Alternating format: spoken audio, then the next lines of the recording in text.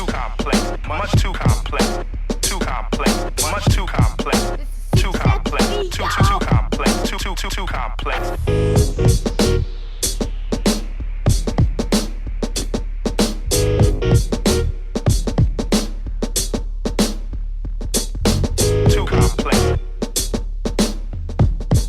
Good afternoon. My name is James K. Holder II. Some of you may know me as Sir James II. I'd like to welcome you back to Not On My Watch.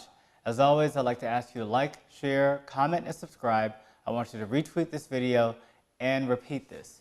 If you're watching, today is Monday, October 22nd, and we are just under 2 weeks away from the midterm elections that happen on November 6th, 2018. And I do want to take this opportunity to point out that if you live in Alabama, California, or South Dakota, today is actually your last day to register to vote and participate in that election. If you live in Nebraska, Washington, Utah, or Connecticut, you also have deadlines to register to vote coming up within the week. So make sure you monitor that and proceed accordingly.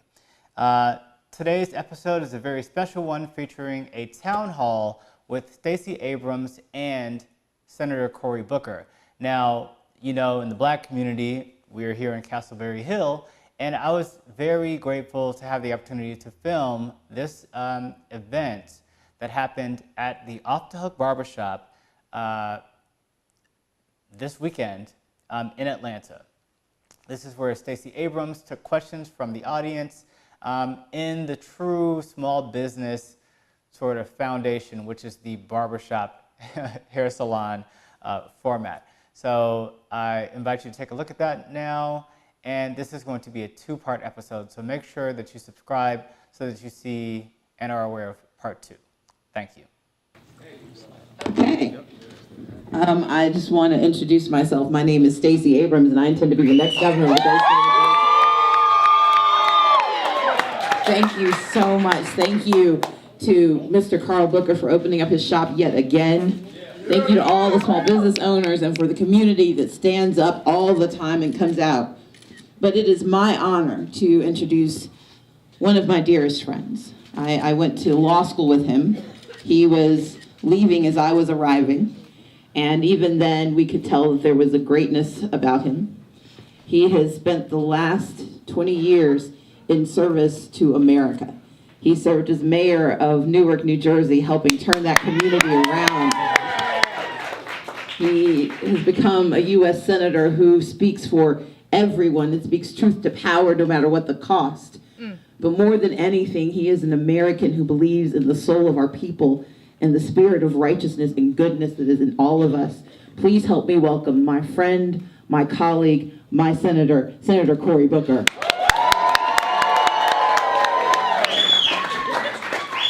So I don't need a microphone. Do I need a microphone? No! All right. So look, first of all, it is an honor to be in one of the bedrocks of American culture, the Black Barbershop. And this is not just any Black barbershop. Forgive my prejudice here, but this barbershop is by a man named Booker. So I'm very happy. Yes.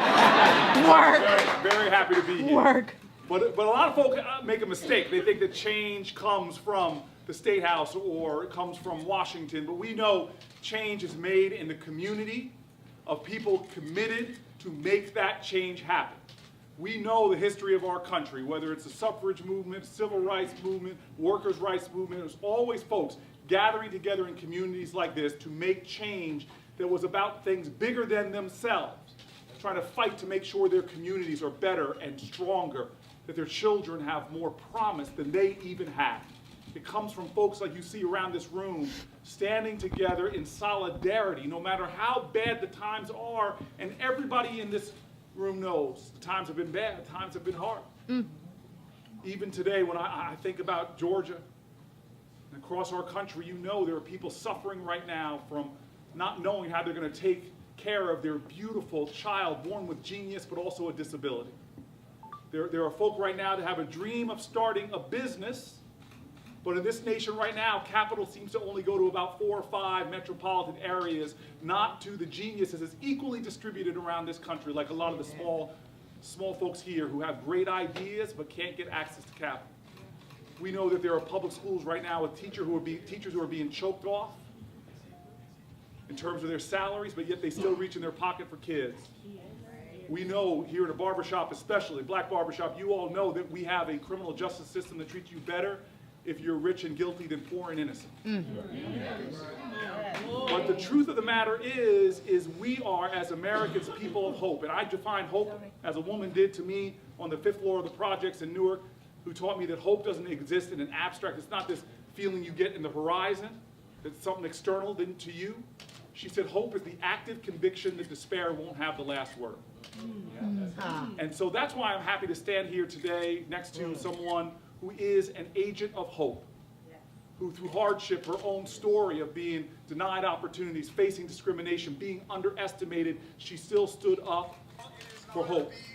Not for herself, not for herself, not for only her family, but she has stood up time and time again for other people. Her whole life is a testimony to hope. Her whole life is a testimony to service. And she has understood that the greatness of an individual is not defined by their personal accomplishments, but by their willingness to do for others. And the greatest of leaders are defined by those who really understand that you can't lead the people if you don't love the people. And so right now, I want you to know, this is very personal to me, and I've traveled this whole country over this last year. I've been to most of our states. But I'm going to tell you this right now in a very personal way. I have met hundreds and hundreds of leaders standing for office, and none of them has impressed me or ignited in me the sense of possibility like Stacey Abrams. And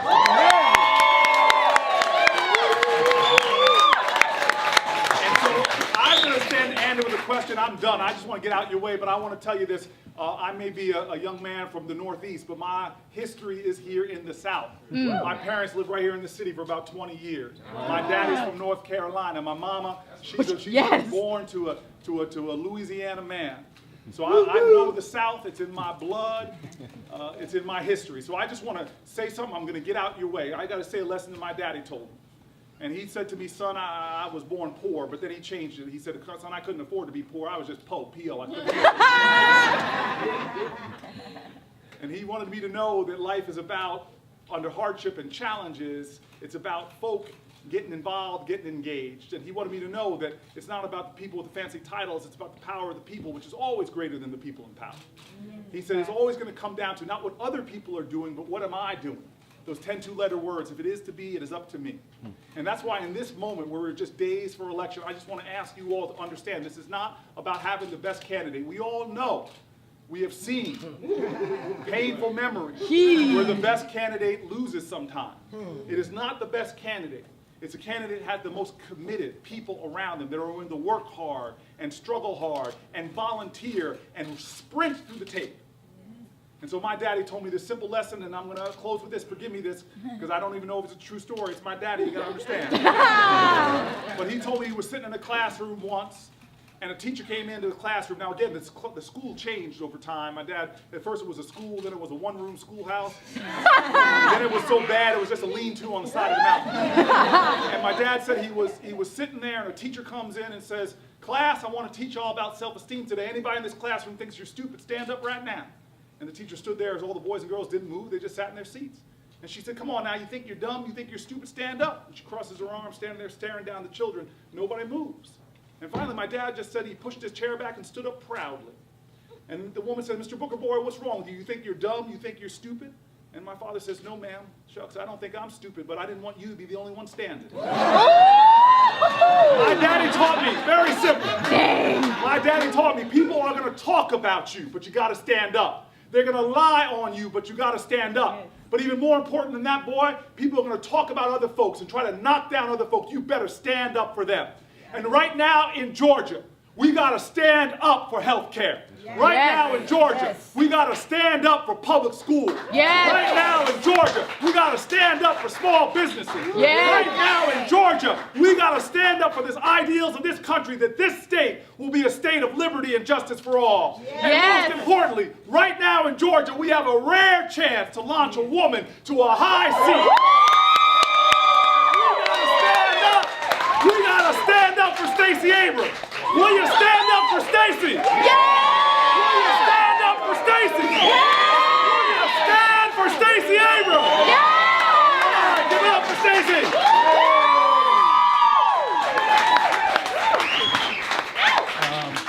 Now, if I had any sense, I would say thank you and good night.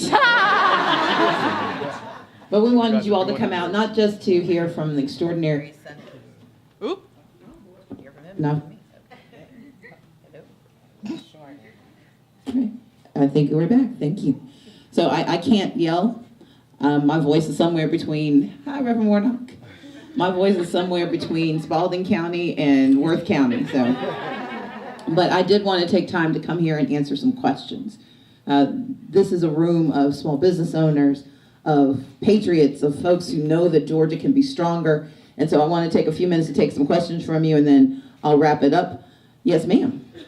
So I have a medical cannabis business company here in the state. It's a nonprofit 501c3. Where do we stand with that as far as legalization? So the question is, she has a medical cannabis she has a medical cannabis business in Georgia. It's a 501c3, and she wants to know the status of medical cannabis in Georgia. Right now, it is legal to possess medical cannabis oil in Georgia, but it is not legal to cultivate it, distribute it, or transport it, which means we don't really have a law. My intention is that in the state of Georgia, we will make medical cannabis legal in the state of Georgia, medical marijuana. Not only will we make it legal, we will cultivate it using our land grant institutions, including Fort Valley State and Savannah State, that we will use our land grant institutions to do cultivation and distribution and work with our nonprofit organizations. Now, the thing to remember is it is still illegal under federal law. But if the state is responsible for cultivation, distribution, in cooperation with smaller organizations, then the state can take on the liability. And so my intention is for Georgia to join the other states that have legalized medical marijuana. Now, before the next question comes, what do I think about legalization of recreational marijuana? Come on. Let us know. I know how to read an audience. So here's where I am on that. Number one, I think the state of Georgia has to build a statewide network of substance abuse treatment. And here's why. Not everyone who uses marijuana is going to be on a pathway, but we know a number of folks who need access to services who can't get it, and that's one of the reasons marijuana is appealing. And so we've got to do our fundamental job in the state of Georgia, providing access to substance abuse treatment and mental health treatment. But we also, I intend to decriminalize possession of small amounts of marijuana in the state of Georgia. One of the challenges in our state is that we criminalize being poor in Georgia. And we do that through traffic offenses that turn into you losing your license and your job. We do that by criminalizing possession of small amounts of marijuana. And we know that when that happens, especially in our communities, what happens is that you lose any future that you have. You can't qualify for financial aid. You have a hard time getting into jobs. We have to decriminalize being poor in the state of Georgia on the pathway to legalization of marijuana in our state. So for those young men who have been incarcerated and been victimized by the law, what kind of reform do we have for those individuals who have been, I guess, because of their status, a lot of corporations have profited from them being incarcerated. So how do we reverse that? Sure. So I'm actually gonna call on my friend who has introduced extraordinary legislation to start thinking about this issue, to talk about the federal remedy, because for a lot of folks, we gotta remember it's not just state, it's federal law. So I'm gonna let him talk about the federal side, and I'll talk about what I wanna do on the state side. So real quick, we have a tragedy in this country that in 2016, for example, we had more arrests for marijuana than we did for violent crimes. So much of our resources as a country are going in and persecuting the war on drugs. And on the federal level, I introduced something called the Marijuana Justice Act, which would be the first major piece of legislation that would, number one, delist marijuana on the federal level, so that universities in states like this can actually study the drug and its impact on human brains and human beings. But please understand that what Stacey said is 100% true, that we have this nation where already we have decriminalized marijuana for certain groups of people. Now, I went to Stanford University, and there was a whole lot of drug use going on there, okay? And they were never stopping and frisking people on the way home there. But when I live in Newark, New Jersey right now, in the Central Ward, and a whole bunch of people are getting caught up and getting criminal convictions for doing things that 2 of the last 3 presidents admitted to doing. Now think about that for a second. There are people now in the Senate and Congress freely, openly admit that they use marijuana. And there are people with a lifetime sentence, because if you have a conviction, you can't get a Pell Grant, that's a federal program. You can't get live in federal public housing. We have to do so many things to make it a lifetime sentence. And so what I say is everybody wants to move. All these states want to move towards adult use of marijuana and all this kind of stuff, and it makes me kind of angry because there have been certain communities that have been devastated by the war on drugs. Yes. And you said African American people, so let's just look at the data. Because when I was mayor, I said, in God we trust, but everybody else bring us data. There's no difference between blacks and whites for using marijuana or selling marijuana, but if you're black in this country, you're more than 3.7 times more likely to be arrested for it. So this has killed the African American community, devastated neighborhoods, because as soon as you get an arrest for marijuana, your economic potential goes dramatically down. And so what I'm going to work towards on the federal level is to make sure that whatever we do, it includes expungement and restorative justice. The federal government will make billions of dollars off of marijuana taxes, like alcohol taxes, and that money should be reinvested in the communities that have most suffered under prohibition. And the last thing I'll say for Stacey is to have governors that are willing to stand up nationally and tell the truth about the war on drugs, and to take steps to make sure that not only medical marijuana is done right, but to see it for what it is. Remember, there are entire generations of wealth that have been created from alcohol. You remember, we legalized bootleggers, and they became some of the most powerful dynasties in this country. And now that suddenly states are legalizing marijuana, and they're going to exclude minorities or exclude people with records, that is cutting them off from the wealth and opportunity as well as the restorative justice of it. So I am so proud that there is a governor-to-be standing up in America, telling the truth and say we're going to do it right, we're going to do it in a way that doesn't hurt people, but empowers people, empowers business, and creates a deeper, more rich justice in America.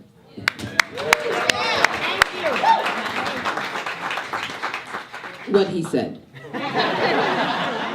Yes, ma'am, so you, then you, then you, and then I will come over to you.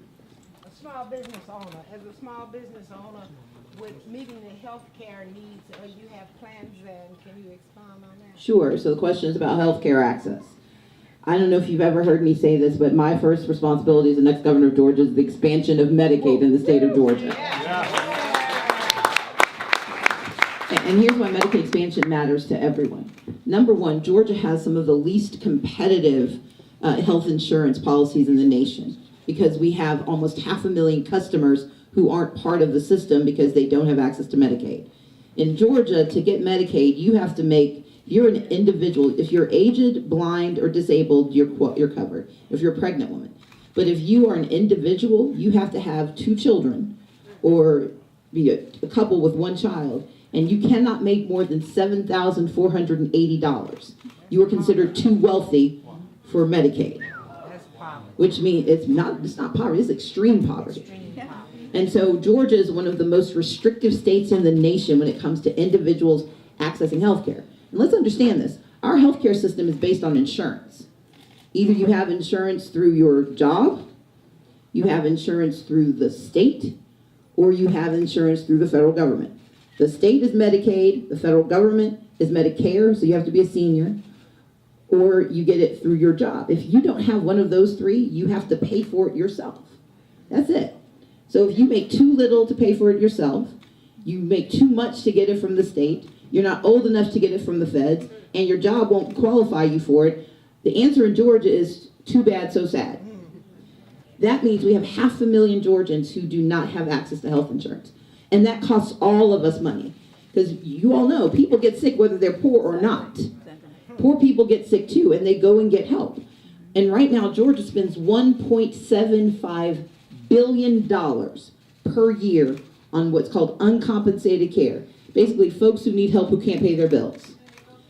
They go to the emergency rooms, and an aspirin that costs $1.50 becomes $10. Or people who don't go to the doctor until what could have been solved with metformin becomes dialysis for the next 20 years.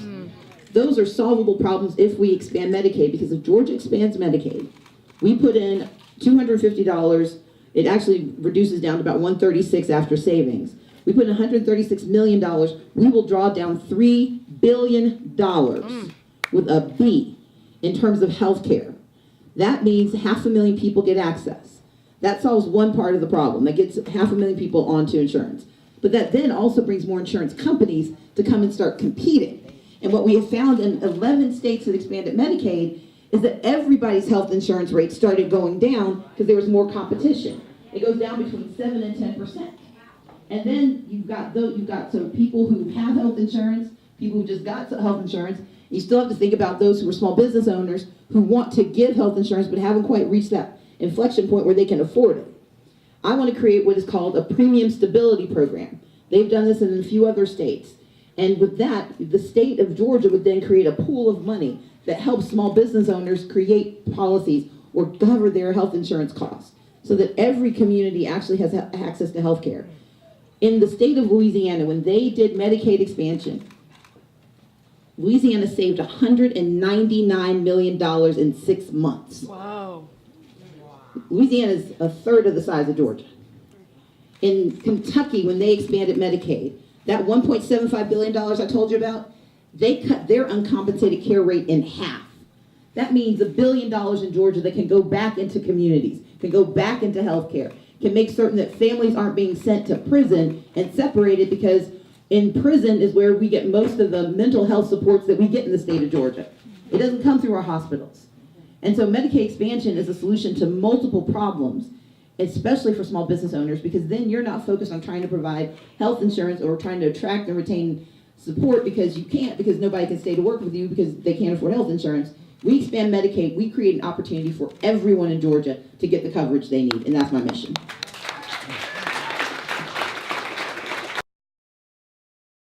I want to acknowledge one other guest who's just joined us, my dear friend, a mother of the movement, Lucy McBath, candidate for District 6. You want to say a brief hello? Hello, I'm so excited to be here. I'm so excited to be a part of history making with my good friend. Yes. The next governor of the United, next governor. Ain't big. Next governor of Georgia, making history, and I'll make history right along with her as your next congresswoman for the 6th Congressional District. Thanks for being here. Yes, ma'am, you're next. I'm gonna get personal if you don't mind. It's okay. It's just you and me. I'm a member of the LGBT community, and your opponent's views on my community are terrifying to me. And I was wondering what you were going to do to help people like me feel less afraid in a southern state. It's hard to feel comfortable here, and I'm just really grateful for people like you who are running. Thank you. Tell me your name. I'm Jordan. Jordan. Jordan's a member of the LGBTQ community. And she said that, unfortunately, my opponent is terrifying her. This is someone who says that he plans to create legislation, allow legislation through that will allow discrimination against Jordan and those who love who they love and are who they are. And if anybody in this room thinks that legalization of discrimination will stop with the LGBTQ community, you are deluding yourselves. I am a strong ally of the LGBTQ community. I'm an ally because as a black woman, I know that if my rights aren't secured, if her rights aren't secured, because if they'll come after her first, they're coming after us next. They're coming after the Muslims that they're afraid of. They're coming after somebody. And if you don't think they're coming after you, you're not paying attention. And my plan is this. First and foremost, to be the strongest ally I can be. That is why I marched in Pride last week, and it wasn't my first time. When I ran for office in 2006, before everyone evolved and changed and realized and came of age, I said I believe in same-sex marriage because love is love. And I think young people who are identifying and coming into their own need to have the support and all of the protections they can have. And as the next governor of Georgia, I intend to pass comprehensive civil rights legislation so we never have to have this conversation again and you don't have to be afraid of being who you are. Yes, ma'am, and then over here. Small business owner and partner of Cory Booker for a second business down there, and mom of a newborn. Thank you so much. You clearly have a lot of support here and across the state of Georgia. Just short-term wise, with over 53,000 absentee ballots being rejected statewide and over 300, and then Gwinnett County rejecting a huge number of absentee ballots. What sort of strategies are we employing as far as your supporters? Like, what can we do apart from just showing up day of the vote with an ID that they are going to recognize? Like, what do we have planned? What strategies are we employing as a party to make sure you win? Sure. So the question is about the voter suppression that's being promulgated by my opponent, who is the current Secretary of State. Yeah. How's that Number one, I think if you think he should step down from his job, you might want to mention that to him. Facts. But because this isn't just about my election, it's about Lucy McBath's election. Yes. It's about Sarah Riggs-Amico and John Barrow. It's about everyone running for office this year. So let's be clear. Here's what happened.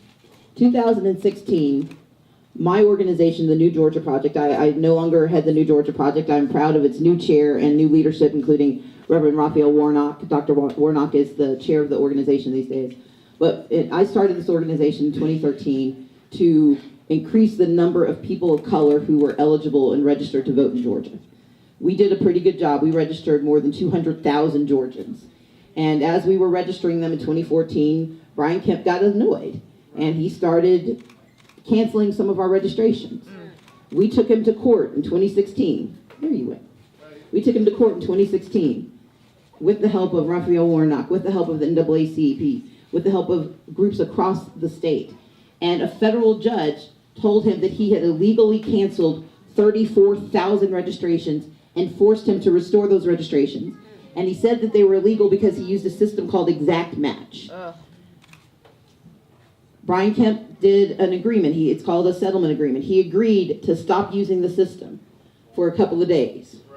And then he got the Republican House and the Republican Senate and the Republican governor to make it legal again in Georgia in 2017. And so we knew what was coming. We didn't know how many he would capture, but we knew that this was happening again because this is his trick.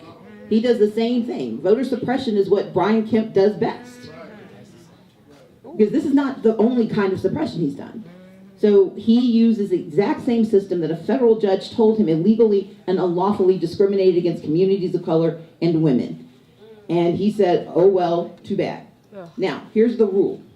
Anybody can try to cure their pending status. Any of the 53,000 can show up and try to cure it, meaning show your ID. The problem is we have 159 counties in Georgia, one per person, okay? And you have thousands of folks who work for those different groups, for those different registrars. They each get to independently decide if you substantially comply and that the exact match is real. The problem is that's a lot of different folks who have a lot of different reasons to be subjective. And that subjectivity is why people are afraid. It's why I'm afraid.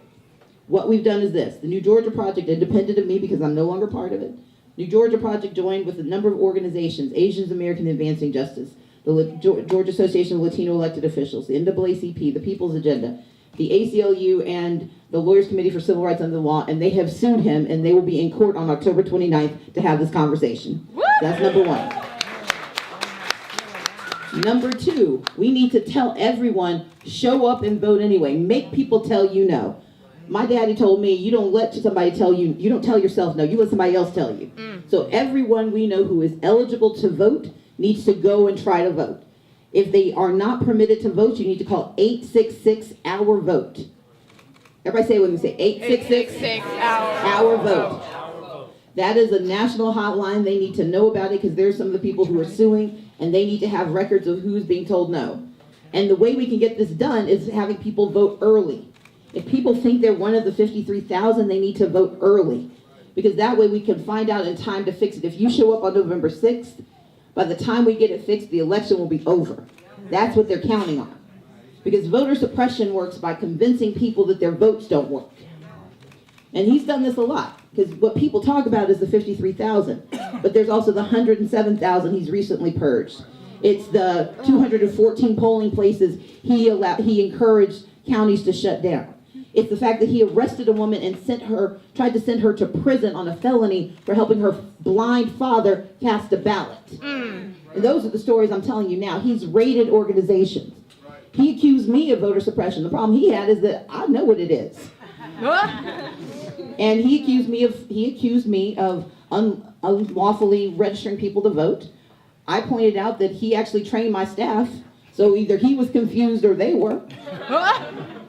And he had to acknowledge that he wasn't doing his job. But the reality is this: voter suppression works if we let it work. Yes. Yes. That's only when it works. It only works if we let it work. There are more of us than there are of him. Facts. Okay? There are more of us than there are of him. And if we all use our voices and we cast our votes, we will win this election. But we are hard at work on this. It has been, and it's not just about my campaign, it is about every campaign. But it's also about our democracy. Because this isn't just happening in Georgia. It's happening in Indiana. It's happening in Ohio. North Dakota, they just stripped away the right to vote from Native Americans. What else can you take from that community? Nothing. And so we need to understand this isn't just about Georgia. This is about a national debate about who is an American and who has the right to participate in our democracy. And I want Georgia to be ground zero when we say we get to participate in our democracy. Okay? Our special town hall with Stacey Abrams and Senator Cory Booker. Look forward to future episodes of Not on My Watch at www.notonmywatchtv.com. And if you'd like to support, make sure to support us at the Human TV Network at human.tv/support. Thank you. Complex, too complex, much too complex, too complex, too complex, too complex.